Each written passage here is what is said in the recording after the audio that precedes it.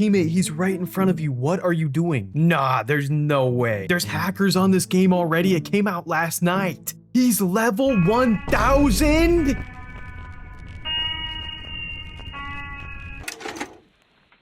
I have something to confess. I used to have a yearly subscription to Call of Duty games. You see, it wasn't necessarily an actual subscription, but I was one of those gamers stuck in a toxic relationship with games that don't give a fuck about its players. I was so loyal to Call of Duty because I was chasing that same feeling I used to get when I was 10 years old playing Black Ops 1 with my friends. I mean, I used to love Call of Duty. I would buy it every year growing up, grind multiplayer until I reached max prestige, and have an amazing time playing Ascension or Kino der Toten with all my friends. And then eventually, years went by, I got older, and the franchise that I grew up loving kept coming out every single year.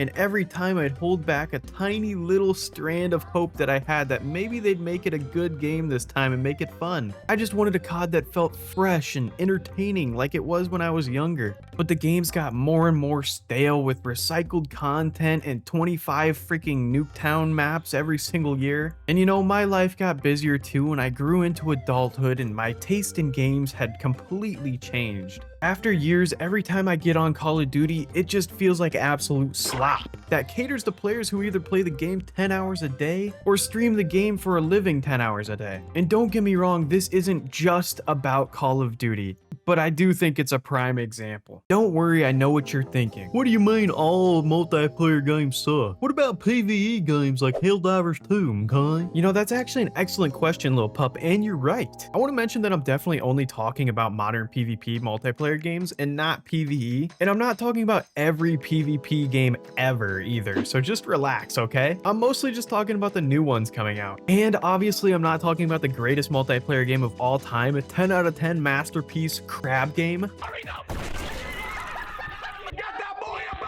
But I am talking about the yearly COD slop, you know, the hero shooters and the new extraction shooters. And yes, of course, whatever Ubisoft is plopping out of their ass. But since it's a very on-topic issue, I think I have to talk about hero shooters. Oh my god, I feel like I'm going to get destroyed, so I feel like I have to preface this. Guys, please don't hurt me. Also, I'm not recording footage on a hero shooter for this video. You cannot make me do it, okay? I'm sorry. Okay, now that that's out of the way, let's talk about every Gooner's paradise. Hero shooters. I'm only kind of joking, but you have to admit it's kind of true. Come on. We have entire videos of just invisible women walking now. Like, what is this? Do you really expect me to believe that people play Marvel Rivals for fun? Relax, I get the appeal. People love to play Marvel Rivals because they get to play as their favorite character from a movie they loved, and that's okay. Until your Spider-Man player thinks it's okay to take on a 1v5 every single push because he's cosplaying as Peter Parker. I want you to kill Peter Parker. And somehow your healers forget that they're supposed to heal. Somehow. How? And I don't know, it just seems like too much relying on other people to not piss you off with their antics all the time. And I know it's just personal problems for me with Marvel Rivals, and I really do get the appeal. But even when I think a multiplayer game has true potential, it's almost not even worth getting my hopes up for it. Yes, I'm going to be talking about Highguard. Welcome to Highguard. Like it or not, you have to admit one thing. This game was completely doomed from the very start. Even though this game came out less than a month ago at the time of recording, it's already pretty much done for. Okay, here's the rundown of this game's life cycle since I can already give its whole entire life cycle within a month. The first red flag was when it was announced at the Game Awards. Why, you ask? Because Jeff Keighley, bless his heart, absolutely loves Highguard, and out of the kindness of his heart, he decided to give Highguard the last slot at the Game Awards. Now, what Mr. Keighley didn't realize is that mentioning Titanfall when announcing a game that isn't Titanfall 3 is the quickest death sentence that you could ever give to a game. Of the team that built Apex Legends and Titanfall. So, of course, the game quickly fell victim to the disgusting hellscape that is online gaming discourse, which is another main reason why I can't stand multiplayer PvP games anymore, because even though I personally enjoyed the game, because I actually tried it, unlike most people who were talking trash about it, I thought it had a lot of potential if the game got the support it needed.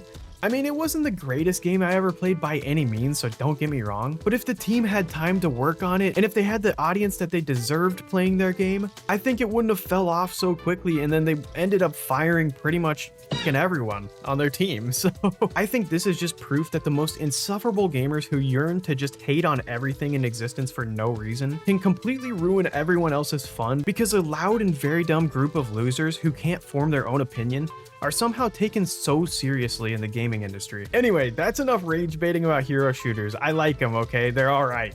Whatever. It's time to talk about streamers.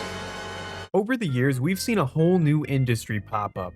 Way back around 2007, gamers started using a site called Justin TV to live stream video games to a live audience. Now, I don't know the exact history of streaming, but I do know that Justin TV was a platform where gamers and nerds gathered to do chaotic and goofy things on stream. Not because they were getting paid for it just yet, but mostly for entertainment and the love of the game. Eventually, around 2011, Justin TV was turned into Twitch.tv. At this time, people would still stream for fun, but soon the game would change in 2017 with the release of Fortnite. With the huge success of Fortnite came streamers who would play the game live on stream for about 12 freaking hours a day, with hundreds and thousands of people watching. This shit got so popular that Ninja ended up playing Fortnite with rappers and NFL players for over 500,000 viewers at one point. This revealed to the world just how insanely influential streaming could get, which of course brought a ton of new streamers to the platform and viewers, and now everyone and their mother started to play games on livestream for 12 hours a day,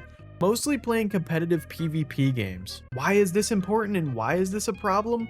Well, imagine the influence of live streamers who average thousands of viewers, right? They made it so that your average Joe would grind games like it was a second job, or in most cases like it was their only job. And this would absolutely destroy the integrity of competitive games. Streamers would be really close and in touch with the actual game developers themselves sometimes, and would complain online for hours on end about features they didn't like. And of course, the game devs would change things in their games to please these streamers, because you know, if they stopped streaming their games, it would cost them a lot of money and popularity, obviously. And the issue with this is that streamers are not your average gamer. They want to change things that would benefit them when they play the game 8+ hours a day for a job, while the average gamer only plays for a few hours a night, maybe. This is one of my main complaints with modern multiplayer games. They feel like they've been taken over by a slew of the most sweaty, no-life gamers our world has to offer. Now, don't get me wrong, I'm as competitive as they come. But who really has the time to grind a PvP game this much? It really does just leave casual gamers in the dust, especially with skill-based matchmaking that always seems to give you the worst teammates you've ever seen in your entire life, and the other team has a bunch of level 1000 master prestiges 1 week after release. And don't even get me started on that little peanut fuck. When Arc Raiders came out, I was so excited because I had played the playtest and the open betas, and I was so excited to finally have an extraction shooter that felt more accessible than Tarkov to the average gamer. But this game totally broke my spirit with the amount of no-life grinding that people were doing on it. I literally couldn't keep up with the competition unless I stopped playing every other game that I owned forever and played the game for like 12 hours a day. Now back to that little peanut who opens his mouth and looks to the side. I had to stop playing the game completely for like a month because every match I would join into, it had some 30-year-old weirdos asking me if I was a bungalator and yelling goop. Like, buddy, what the f does that even mean? Come to find out that it was some sort of streamer war going on in Arc Raiders, completely ruining the game. So you mean to tell me that this entire game has been taken over by streamers and their fans? I can't even wear the outfit that I want on my character without being at risk of wearing some color that some streamer claimed as their outfit? Yeah, screw this. I am going back to single player games forever. The best thing I've ever done for my mental health was uninstalling my multiplayer games and getting on single player games instead. After years of grinding COD and a bunch of other terrible PvP games that have main menus in the style of Netflix for some reason, getting on anything that's single player, whether it's something like Cyberpunk or something like Mugenics, it feels like such a weight lifted off my shoulders, I can't even explain it. Once I thought about it, I was like, nobody's actually forcing me to play these multiplayer games, and I can really just chill on any single player game at my own pace and just relax instead. And I think that's just massive. And you know what else is massive? My favorite comment from last video. And hey, this is for the commenter on the Metroidvania video who said I don't take a stance on anything and that I'm a fence sitter. Here, I'm talking a bit of smack about some streamers here. You're welcome. Even though everyone's gonna be mad about my takes on this one anyway. Yeah, you can't please everyone. Who cares? Either way, I hope you, my beautiful niche community, have a great rest of your day. And that's all, folks. Bye-bye.